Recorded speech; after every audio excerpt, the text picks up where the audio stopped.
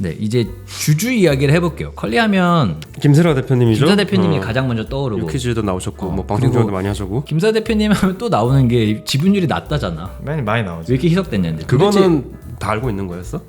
뭐 항상 나오지. 그냥 일반인은 근데 모를 또 것 이제 같은데. 일반인 분들은 모를 수 있지. 아, 진짜? 예, 왜냐면 우리야 이쪽에서 아. 일을 하니까 익숙한 건데, 그러니까 24년 말 기준으로 공시된 김슬아 대표님 지분이 5.69%예요. 되게 낮죠. 사실. 그러니까 사실 창업한 대표이사가 5.69%를 갖고 있다라는 건 낮은 거죠. 제일 낮죠. 형 지분이 5%면 열심히 하겠어요. 넌 안 하지. 물론 여기는 워낙 기업 규모가 크기 때문에 이 5%에 저희가 김슬아 대표님을 걱정하는 건 아니에요. 절대적인 김사 금액 대표님이 굉장히 크지만 이미 이제 경제적 자율은 얻으셨겠지. 근데 이제 뭐 일반적으로 IPO 하는 회사의 최대 주주를 살펴보면 지분율이 그렇게 좀 적은 느낌은 없지 않아 있는 것 같아요. 왜냐면 IPO라는 거는 새로운 시작이어서 이제 너희 회사가 주식에 상장된 다음에 너네 회사 어떻게 잘할 거야. 근데 대표이사 지분이 당연히 중요하거든요. 왜냐면 상장된 다음에 대표이사가 동기부여가 있어야 열심히 하는데 그러기에는 조금 너무 낮죠. 그래서 실제로 이게 이제 상장 심사의 걸림돌이에요. 그러니까 뭐 저희도 어쨌든 이쪽에서 업계에서 일 많이 하는데 투자 유치 받으려면 대표자 지분을 많이 물어봅니다. 맞아요. 많이 물어보죠. 엄청 그러니까. 대표이사 지분 몇 프로예요? 대표 많이 지분 물어보죠. 뭐 갈라져 있으면 합쳐오라고 하면 그러잖아. 아 실제로 합쳐오라 그러고 실제로 엔젤 투자자 애매하게 껴 있으면 그냥 엔젤 투자자 거 사오라 그러고 그래요. 그래서 말씀 나눈 것처럼 이제 한 5.69% 정도 보유하고 계시고, 자 그러면 뭐 당연히 지금까지 투자를 많이 받아오면서 지분이 희석된 것 같은데 24년 말 기준으로 이제 주주를 좀 보면 좋을 것 같습니다. 그래서 난 그것도 궁금했어. 김사 대표님 낮은 건 알겠어. 그래서 누가 제일 많아? 이거 약간 개미들이 많이 사지 않아? 아 저게 보면 기타 주주의 41.18%가 있는데 사실 이제 저기 이제 소위 말해서 저희 같은 일반인 투자자가 일반인들이 이제 이거 들어있겠죠. 장외에서 살 수 있을 장에서 걸? 살 수 마켓컬리는? 있어요. 살 수 있어요. 근데 이제 그거는 얼마만큼 쪼개져 있는까지는 뭐 저희가 알 방법이 없고. 그래서 24년 말 기준 공시 기준으로 최대 주주는 누구냐 보니까 꽤 유명한 PE죠.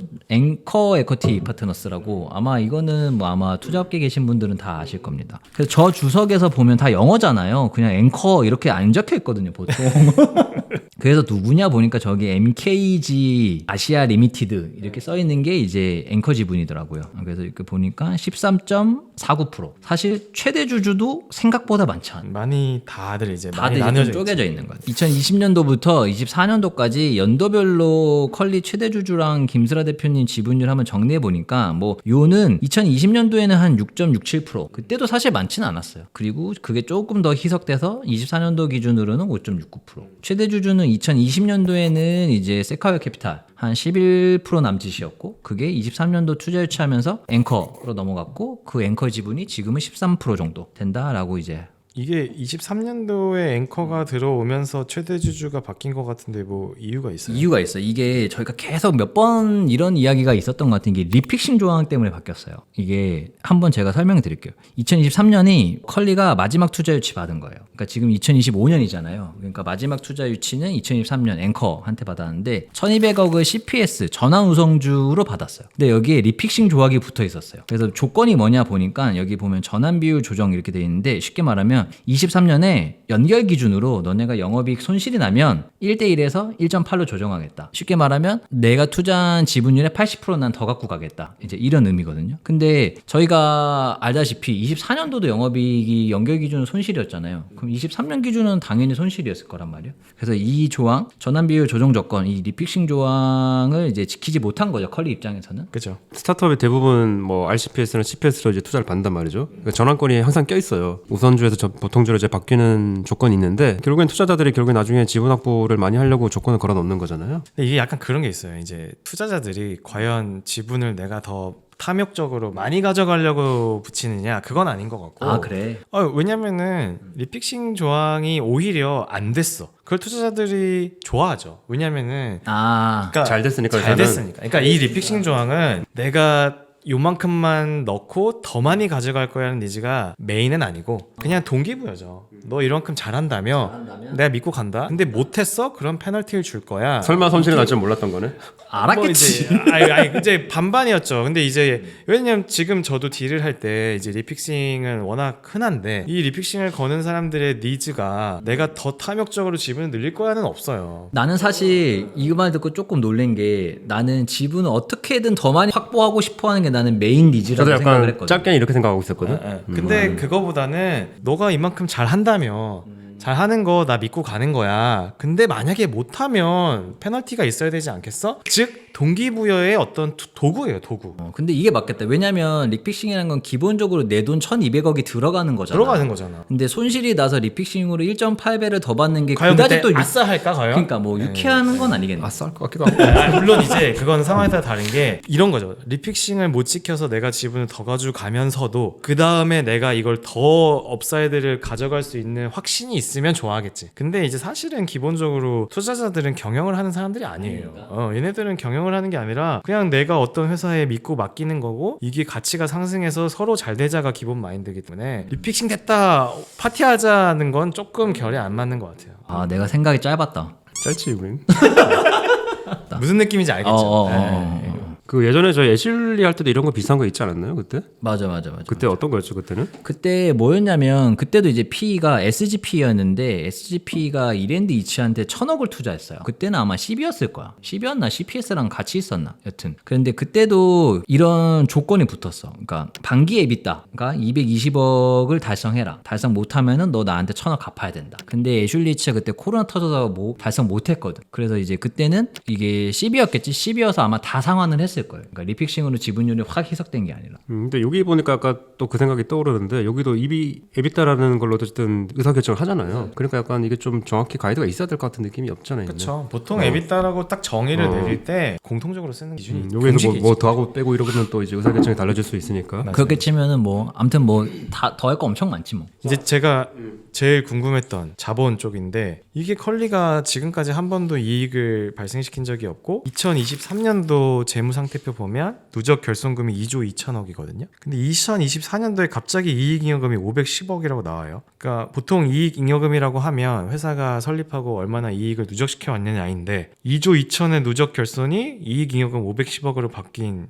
마법 같은 일. 이게 이제 무슨 일이 있었던 건지 한번 쭉 이야기를 해보시죠. 이것도 IR에 굉장히 자세히 나와 있어요. 기사도 엄청 많고 그래서 IR 헤드라인을 보면 결손금 해소를 통한 재무 건전성 확보라고 돼 있고 주주총회에서 자본 잉여금의 결손 보전 및 이익 잉여금의 전입을 하였다라는 건데 뭐 쉽게 말하면 이거예요. 그냥 우리가 주주들이 집어넣은 돈을 이제 회계 처리할 때 자본 잉여금이라고 하는데 그거랑 회사가 영업해서 본 손실 결손금을 퉁칠 수 있어요. 퉁쳐서 그냥 우리는 그냥 이만큼 투자를 했지만 이만큼 손실 난 거를 퉁쳐서 요만큼 이익 난 걸 할게요라고 정말로 장부상의 이익을 만들어내는 거예요. 근데 이게 뭐 전혀 불법도 아니고 엄연히 상법에 있는 조항입니다. 그래서 결손금, 자본이념금의 이제 결손 보정 및 이익이념의 전입 안건을 이제 결의를 했고 그래서 재무제표가 되게 극적으로 바뀌었어요. 어떻게 바뀌었냐면은 자본이념금이 지금 2조 3천억이거든요. 그러니까 쉽게 말해서 자본금이 사실 거의 없잖아요. 47억 정도인데 누적 투자금이 한 2조 3천억 정도 됐나 봐요. 진짜 2조가 넘었구나. 이제 넘었어. 그러니까 자본이념금 2조 3천억을 죄다 이제 결손금 전입으로 돌린 거야. 두 개 그냥 퉁친 거지 그냥 퉁친 거야. 퉁치니까 심지어 이게 더 많아가지고 누적 결손금보다 이익잉여금이 510억이 나왔어. 그래서 재무제표가 2조가 있던 손실을 갑자기 플러스 500억으로 만들 수 있다라는 겁니다. 그래서 처음에 보시는 분들은 이게 뭐지라고 생각이 드실 수도 있는데 이거는 그냥 뭐라고 해야 될까요? 그냥 회계상 테크니컬한 방법이라고 해야 돼요. 이거 하려는 이유가 뭐예요? 그러니까 사실 그냥 장부상의 이익으로 만들려고 하는 게 이유인 맞아요. 거예요. 결국에는 이제 최근에 벌어졌던 팀원 위메프 같은 이커머스 업계 정산 지원 사태가 있었잖아요. 그래서 컬리도 역시 이거를 피해갈 수 없었던 것 같고 재무 위기설에 휩싸였던 것 같습니다. 말씀을 하셨던 2조 원이 넘는 결손금이 어떻게 보면 부실기업의 지표인 것처럼 보이잖아요. 그러니까 이거를 좀 해결해 보자. 그래서 아까 말씀하신 것처럼 투자금으로 이걸 퉁치자 이렇게 해서 결손을 숨긴 건데 결손을 숨겼다 그래야 되나 그냥 결손을 지웠다? 그러니까 저는 개인적으로 사실 좀 어떻게 보고 있냐면 사실 투자금은 사실 미래를 보고 투자를 하는 거잖아요. 근데 어쨌든 지금 이렇게 해버리는 거는 투자금을 가지고 과거에 어쨌든 상처를 좀 약간 씻는데 써버린 느낌이어가지고 그렇게 좋게 보고 있지는 않습니다. 개인적으로는.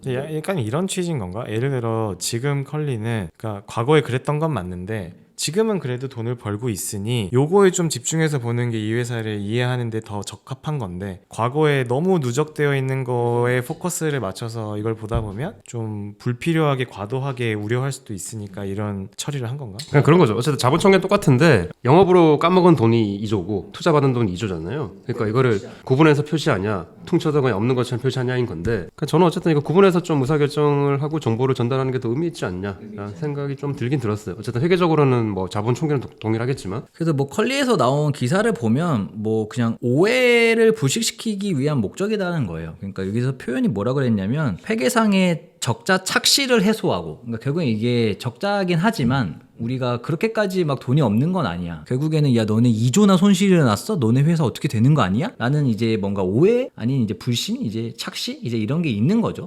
일반인들의 입장에서 보면 그래서 이제 그런 것들을 없애기 위해서 그래서 어떤 표현을 쓰냐면 재무 건전성에 대한 우려를 불식시키기 위한 목적이 크다. 라고 이제 밝혔습니다. 저는 이거 보고 그냥 티쏘공이라는 단어가 생각났어요. 티몬이 쏘아올린 작은 공이라고 표현했는데 지난번에 다뤘던 오늘의 집도 똑같은 거예요. 오늘의 집도 플랫폼 기업이잖아요. 그러니까 플랫폼 기업이 적자가 났는데 이 적자를 어떻게 하면 해소할 수 있을까 했었고 오늘의 기업은 이거를 결손금 보존으로 쓴 게 아니라 회계 기준을 바꿨거든. 그걸로 결성은 버전이 안 됐지. 그렇지. 일조에 부채가 있었잖아. 그러니까 부채를 이제 날렸는데 그러니까 결국에는 재무 건전성을 높이기 위한 방법으로 오늘의 집은 회계 처리 기준을 바꿔서 장부상에 달려 있는 부채 1조를 없앴고 이제 컬리는 이제 회계 기준을 바꾸는 방법이 아니라 그냥 회계상에 들어 있는 자본잉여금을 결손금과 상계함으로써 이제 재무 건전성을 높이는 방법. 그래서 결국에는 본질은 똑같아요. 오늘의 집도 그렇고 지금 컬리도 그렇고 하고자 하는 거는 우리가 생각만큼 이렇게 재무 건전성이 안 좋은 회사다 아니다. 그냥 이거는 장부상의 손실일 뿐이다. 그래서 오해하지 마세요. 라는 거를 이제 주장하려고 했던 겁니다. 그래서 지금 보면은 컬리가 IPO 때문에 아마 오늘의 집처럼 그냥 IFRS에서 K갭으로 바꾸지는 못했을 것 같아요. 왜냐면 컬리는 계속 IPO를 하려고 이제 준비하고 있다는 게 있었고 그리고 23년 말 기준으로 일단 기본적으로 컬리는 우선주가 없었어요. 자, 그 오늘의 집 때 한참 계속 얘기했었던 우선주, 정확히 얘기하면 전환상환 우선주죠. 이것 때문에 뭐 이제 부채가 엄청나게 많이 늘어나는 IFRS에서는 그런 사단이 있었는데 그러니까 이제 컬리는 지금은 이제 우선주가 없나 보네요. 그러면 네네. 없는 게 21년도 때부터 상장 준비하면서 다 보통주로 전환했어요. 다 전환해서 지금은 뭐 파생상품 무슨 부채니 뭐 이런 회계 이슈는 없죠. 그러니까 2021년도 주석 보면 컬리도 뭐 RCPS, CPS 부채가 6,600억 정도 있는데 지금은 하나도 없습니다. 왜냐면 다 보통주로 전환됐다. 오늘의 집도 사실 그러면 보통주로 전환을 하면 없어지는 문제긴 하는데 없어지는 문제죠. 지분 이상은 엄청 되겠네요. 그러면 또 뭐 이제 리피싱 조항이 다 걸려 있을 리피싱 거니까. 걸려 있고 하면 이제 그럴 수도 있죠. 이게 약간 오늘의 집 미래가 되지 않을까 싶습니다. 제 개인적으로. 그리고 이제 컬리는 이제 상장을 그 당시에 빨리 했었어야 되는 요건들이 있었을 거고 오늘의 집은 뭐 약간은 좀 유예할 수 있는 그렇지. 상황인가 그냥 보죠. 뭐. 제가 갖고 있는 느낌이 투자자를 어쨌든 설득을 해야 될 거고 그리고 상장이 그렇게 급하지도 않고 그러면 할 수 있는 거는 그냥 회계 기준 바꾸자라고 이제 갔을 것 같아요. 자, 그다음 마지막 주제인가요? 이게 마지막 주제. 자사주 매입인데 이것도 또 기사가 최근에 났네요. 주당 15,000원에 150억 규모의 자사주를 매입했다라는 기사가 나왔습니다. 제가 이 기사를 보고 맨 처음에 궁금했던 거는 주당 15,000원에 자사주 매입했으면 컬리 기업 가치가 얼마냐? 이게 제일 궁금했거든요. 발행 주식 총수가 4,200만 주 정도 되거든요. 그러니까 15,000원에 하면 6,300억. 6,300억 정도의 자기 주식을 사준 거죠. 6,300억 밸류로. 그래서 15,000원이 어떻게 해서 15,000원 나왔나 보니까 그냥 이거 아까 서두에 저희가 말씀드린 것처럼 컬리 주식은 장외시장에서 살 수 있어요. 그 장외시장 가격을 고려해서 15,000원 시세가 15,000원이구나. 그냥 시세가. 그래서 그러니까 투자 유치 밸류랑 이 구주 매각 밸류는 좀 다른 거죠. 그래서 제가 이거 6,300억이라는 거를 계산해보고 맨 처음 들었던 생각이 유니콘 아니었어? 그러니까 유니콘 아니었어? 왜 이렇게 기업 가치 많이 줄었어? 그래서 한번 컬리 기업 가치를 한번 정리 한번 해주시죠. 네, 이제 2015년에 처음 시즈 투자를 받았는데 그때는 뭐 50억 정도 규모로 투자를 받았고 기업 가치는 파악되는 건 없고요. 그래서 뭐 시리즈 A, C, D, E 쭉 받았고 이제 1조 기업 가치는 2020년 시리즈 2 받을 때 2천억 규모의 투자 유치를 하면서 기업 가치는 9천억에서 이제 1조 정도로 이제 밸류가 책정된 것 같습니다. 20년도에 이제 유니콘. 이때가 한참 이제 유동성 파트여가지고 사실 뭐 다들 제일 밸류 높을 때. 밸류 높을 때였죠. 그래서 21년도에는 2조 5천억, 2021년 12월에는 4조 원. 그때 들어온 게 앵커야. 앵커가 4조에 들어온 거잖아. 4조에 들어왔고 그리고 그 다음에 23년도에 들어왔을 때는 더 낮은 밸류더라고. 마지막 투자 밸류가 2023년 5월에 한 3조 정도로 받은 걸로 보이네요. 2조 5천억으로. 쿠팡 상장이 2020 몇 년도? 쿠팡도 근데 코로나 머니 때였어. 사실 쿠팡이 너무 높이 상장이 되면서 좀 그 버퍼를 받았다. 뭐 영향이 없진 않았겠지. 그래서 그냥 지금 어쨌든 돌아다니는 그러니까 장외 시장의 밸류는 한 6천억 정도인 것 같아요. 어쨌든 11년도에 맥스 4조까지 찍었다가 4조까지 이제 기업 가치가 갔다가 물론 이건 투자 유치 밸류긴 하지만 근데 지금 이제 컬리가 자사주 매입한 15,000원의 가치로 해보면은 한 6,300억 뭐 한 그 정도의 가치. 자사주 매입한 거랑 앞에서 얘기한 결손금 보전이랑도 이게 좀 연결지어서 설명할 게 있죠. 이게 제가 이제 거의 이제 마무리 단계인데 이 일련의 뭔가 분석을 하면서 결국에는 컬리는 굉장히 억울한 면이 있다라고 생각하는 것 같고 굉장히 자신감을 표출하고 싶었던 것 같아요. 그러니까 자사주 매입이라는 게 결국에는 내가 현금이 이만큼 있어야지만 할 수 있는 거거든요. 그러니까 현금도 있어야 되고 어쨌든 150억이라는 돈이 있어야 되고 그리고 장부상으로도 이익이 있어야 돼요. 그래서 보면은 자사주 매입이라는 게 기본적으로 회계상 배당 가능 이익, 그러니까 결국은 이익이 있어야 할 수 있는 건데 근데 이제 결국에는 장부상 이익은 어떻게 생겼냐라고 생각해 보면은 앞에서 우리가 자본잉여금을 이제 결손 보전했잖아요. 거기서 나온 이제 이익잉여금이거든요. 그래서 계속 들었던 생각은 아 컬리는 되게 이런 거를 굉장히 자랑하고 싶어 하는구나. 그냥 이런 거를 알리고 싶어 하는구나. 그런 생각이 들었어요. 저는 좀 다른 시각이 있는데 모르겠어요. 배당 가능 이익이란 결국에는 회사가 돈을 버냐는 거잖아요. 그치 누적적으로 아니, 투자 너네들이 말고 투자 말고 진짜 이익잉여금이랑 결국에는 회사가 영업 활동을 영업으로 해가지고 벌었냐. 당기 순이익이 나오냐 안 나오냐 그게 쌓였냐 안 쌓였냐는 쌓였냐. 거잖아요. 그게 있어야지 배당을 해야 된다는 게 맞고 취지가 맞는 것 같은데 어쨌든 컬리는 그게 계속 손실이었고 주주들이 투자한 돈으로 요거를 메꾸고 요걸 가지고 배당 가능 이익이 생겼다고 해서 자사주 매입을 한 자사주 거잖아요. 매입한 거죠. 그러니까 제가 드는 생각은 그냥 내가 돈을 넣고 이거 다시 빼는 느낌이야. 뭐 틀린 말은 아니에요. 그래서 이게 과연 진짜 컬리가 정확한 말이죠. 실제로 이게 자사주 매입이 가능한 건 이제 뭐 형식적으로 맞는 것 같은데 실질을 들여다보면은 그게 그렇게 해석을 하는 게 맞나 약간 싶은 생각이 개인적으로 좀 들긴 들었습니다. 모든 거래엔 다 의도가 있고 모든 재무제표에는 의도가 있다 우리가 했던 말이잖아요. 여러 가지 의도가 이제 다분히 보이는데 권액회사의 말처럼 기업의 진짜 근본적인 펀더멘탈을 고려하면 이 자기 주식 매입과 배당은 무슨 의미가 있나 싶은 생각도 있고 또 어떤 기술적인 테크니컬한 걸 고려하면 다 의도가 있을 거고 또 이제 컬리도 사실 전 잘 됐으면 좋겠어요. 상장도 뭐 잘 되고 뭐 지금 쿠팡 없이 어떻게 살았을까를 실현하겠다고 했는데 실현했잖아요. 우리 집은 컬리가 없으면 애들이 밥을 못 먹어. 저도 굶습니다. 굶어가지고. 그 어린이 그러니까 깍두기가 이제, 진짜 좋아. 나 컬리에 나 한 1년에 돈 엄청 쓸 텐데 나? 그거를 어떻게 실제로도 뭐 영업이익이 됐든 주가가 됐든 이제 보여줬으면 좋겠고 어떻게 보여줄지는 사실 잘 모르겠어요. 하지만 뭐 테크니컬리 굉장히 많은 테크닉이 들어가 있다 지금 여기. 이게 고급 테크닉이 많아. 굉장히 많은 테크닉이 들어가 있다. 굉장히 회계적으로 고급스러운 테크닉이 엄청나고 아니, 많은 고민이 느껴진다. 근데 어쨌든 뭐 자사주 매입이 계속 나왔으니까 어쨌든 뭐 상장에서는 자사주 매입이란 걸 간혹 하잖아요. 이게 뭐 하고 내 주가에 되게 호재잖아요. 주가 오르기도 하고. 근데 어쨌든 여기는 비상장 회사잖아요. 비상장 회사가 자사주 매입하는 건 흔치 않은데 컬리는 그러면 왜 자사주 매입을 했을까? 아니 근데 비상장일 뿐이지 의도는 다 똑같아요. 뭐 장외 시장에서 주가 안정화 너무 걱정하지 마라. 6,300억 밸류를 우리가 사줄게. 그리고 주주가치 제고 뭐 주식가치를 지키려는 거 당연히 있는 거고 그 다음에 이제 기존 투자자들 그게 뭐 소액 투자자든 기관 투자자든 이 정도의 뭔가 엑시트할 기회를 주는 거 그리고 뭐 기업가치에 대한 자신감 표명. 근데 다 똑같은 얘기예요. 다 똑같아. 다 나 똑같은 내 거를 주가에 자신이 있어. 근데 그러니까 장외 시장이든 비상장이든 뭐 사실 그 자사주 매입의 본질적인 목적은 똑같지. 근데 제가 이제 그럼 이런 거 테크니컬한 거 왜 하냐? 사실 생각해보면 뭐 저희같이 변방에 있는 그냥 동네 회계사들도 보면서 야 이게 말이 돼? 야 이거 어차피 네가 돈 넣고 네가 돈 먹는 거잖아. 근데 저는 이유가 있다고 생각하는 게 결국은 이제 여론이거든요. 여론. 그러니까 이제 적자 이미지를 탈피하고 싶었던 것 같아요. 프레임이 중요해. 결국에는 이제 상장 IPO를 한다는 거는 주식을 정말 대규모로 이제 소액주주들한테 쫙 뿌린다는 건데 이제 사실 그런 분들이 무슨 야 자사주 매입이 이게 너네 자본잉여금으로 해가지고 그거 한 거에서 그게 말이 돼? 이렇게까지는 안 보거든요. 거거든. 기사 뭔가 흑자라네.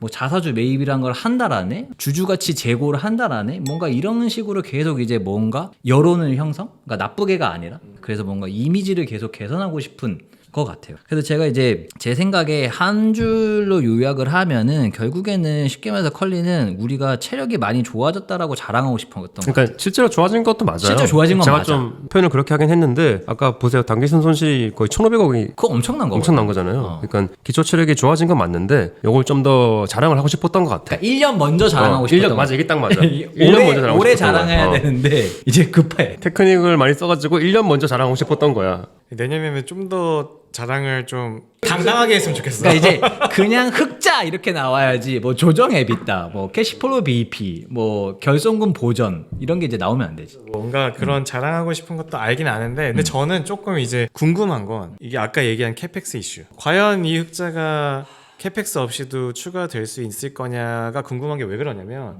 이게 컬리와 쿠팡의 차이점이 컬리는 그 신선식품 유통이잖아요. 그러니까 제가 알기로 물류 시스템도 그 신선식품이나 냉장, 냉동에 뭔가 특화되어 있지 않을까? 긴 하거든요. 근데 이제 컬리가 지금 어지간한 사람들이 이미 식자재나 음식을 살 때는 이미 많이 쓰고 있는데 여기서 한 단계 더 가려면 일반적인 제품, 화장품이든 뭔가 제품군을 늘려야 되는데 이건 사실 다 쿠팡이랑 겹치잖아요. 그러면 이제 이게 과연 쉽게 갈 수 있을까? 캐펙스 또 엄청 물량 많이 들어가야 되는 거 아닌가? 그리고 지방에는 컬리 안 되지 않아요? 대부분? 안동 컬리네? 안 돼. 왜냐면 안동 안 돼? 쿠팡보다는 훨씬 범위가 적을 거예요. 그러니까. 왜 그러냐면 이게 이 냉장 냉동이 들어가는 순간 물류의 난이도가 많이 올라가요. 안동은 쿠팡 돼? 쿠팡 되지.